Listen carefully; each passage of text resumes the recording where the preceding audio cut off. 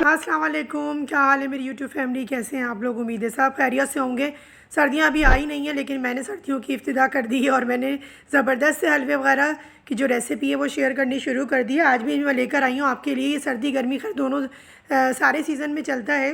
ये है सूजी का टुकड़ी वाला हलवा।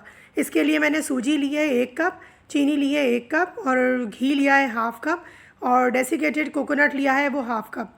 इसमें आपने मेजरमेंट का बहुत ज़्यादा ख्याल रखना होता है, कोई चीज़ में कमी बेशी मत कीजिएगा।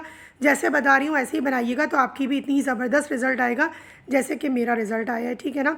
चलिए अब इसको बनाना स्टार्ट करते हैं। उससे पहले अभी तक चैनल को सब्सक्राइब नहीं किया तो जल्दी से कर लीजिए, ताकि नई आने वाली वीडियोज़ का नोटिफिकेशन आप लोगों को मिलता रहे अगर आप बेल आइकन को प्रेस करते हैं।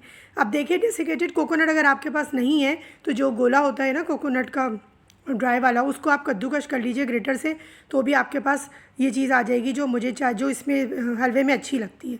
बुरादा कोशिश कीजिएगा कि ना डालें, जो बिल्कुल डेसिकेटेड होता है ना, क्योंकि उसमें सब कुछ तो निकल चुका होता है। तो जो आप कोशिश कीजिएगा कि गोले को कद्दूकश कर लीजिएगा तो वो ज़्यादा अच्छा फ्लेवर देगा इसके अंदर। चीनी जो है वो मैंने पीस के 1 कप को नापिएगा पहले, फिर पीसिएगा, फिर इस्तेमाल कीजिएगा। ठीक है ना? तो मेजरमेंट ख़राब नहीं होगा आपका, इसमें मोटी चीनी बिल्कुल नहीं जाएगी।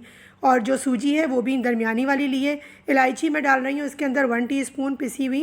अगर आप चाहें तो उस टाइम पे जायफल भी डाल सकते हैं, लेकिन इसमें जो है ये ट्रेडिशनल मीठा है, नानियों दादियों के ज़माने से चला आ रहा है, तो इसमें इलायची डलती है। दूध मैंने रख लिए हैं 2 से 3 टेबल स्पून, जैसी ज़रूरत होगी वैसा डालेंगे। अभी इसको स्टेप बाय स्टेप आप देखते जाएंगे तो आपको आइडिया हो जाएगा। अब मैंने देखिए इसकी ट्रे प्रिपेयर कर ली है, जिसमें मैं करूँगी ये जो है वो हीट प्रूफ है। तो मैंने डेसिकेटेड कोकोनट और थोड़ा सा क्रश आलमंड्स वगैरह डाल के इसमें सेट कर दिया इसको घी लगा के, ताकि जब हम पलटेंगे अपना हलवा तो अच्छा जी। अब एक कढ़ाई ले लेंगे और उसके अंदर जो है इसको ड्राई रोस्ट करेंगे सूजी को। ड्राई रोस्ट सिर्फ इतनी करनी है कि इसकी जो नमी है वो दूर हो जाए, क्योंकि हमें इसको घी के साथ अच्छे से फ्राई करना है। लेकिन अभी हम इसको हल्का सा रोस्ट कर रहे हैं, ताकि जो इसकी नमी है बस सूजी की वो दूर करनी है हमें, क्योंकि हम ये टुकड़ी वाला हलवा बना रहे हैं तो हम चाहते हैं कि इसके अंदर क्रिस्पीनेस इसकी बाकी रहे।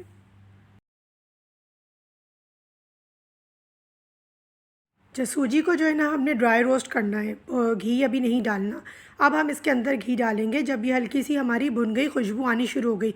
कलर चेंज नहीं हुआ, लेकिन हल्की सी ये रोस्ट हो गई है, यानी कि आप समझें थोड़ी सी गर्म सी आपको करनी है। कलर बिल्कुल चेंज नहीं होना चाहिए, क्योंकि अभी हम इसको घी के अंदर फ्राई करना है।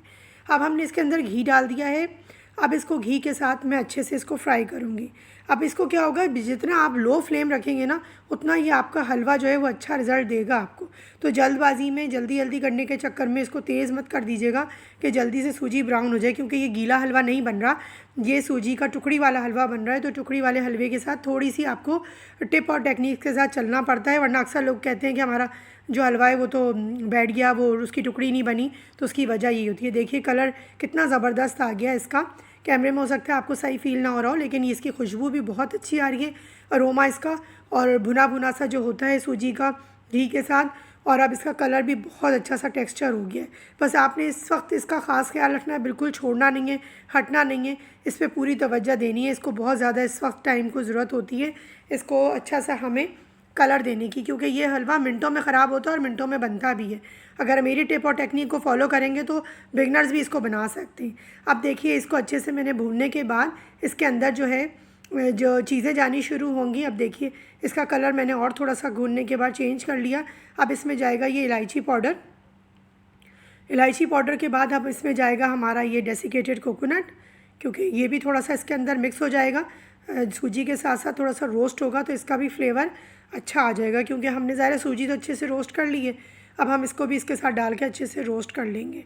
अब इसकी बहुत अच्छी खुशबू आ रही है। मैं आपको क्या बताऊँ, इस वक्त जो घर में खुशबू फैली हुई है ना, ओ हो, जब आप बनाएंगे ना तो आपको मज़ा आ जाएगा।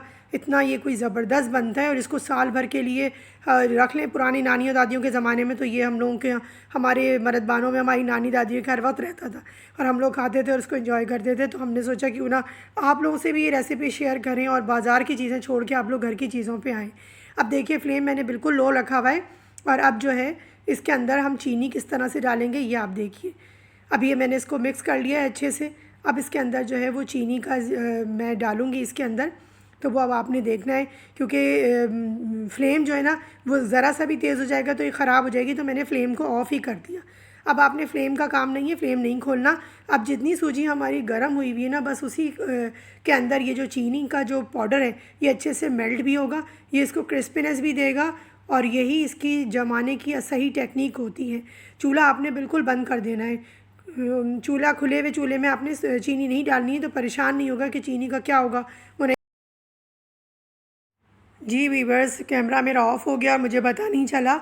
अब मैंने उसके बाद क्या किया था, 2 टेबल स्पून जो है वो दूध डालने के बाद फ़ौरन से मिक्स करके और जो ट्रे हमारी थी उसमें मैंने जमा दिया था और उसकी कतलियाँ इस तरह से इसकी काट ली थी डायमंड शेप।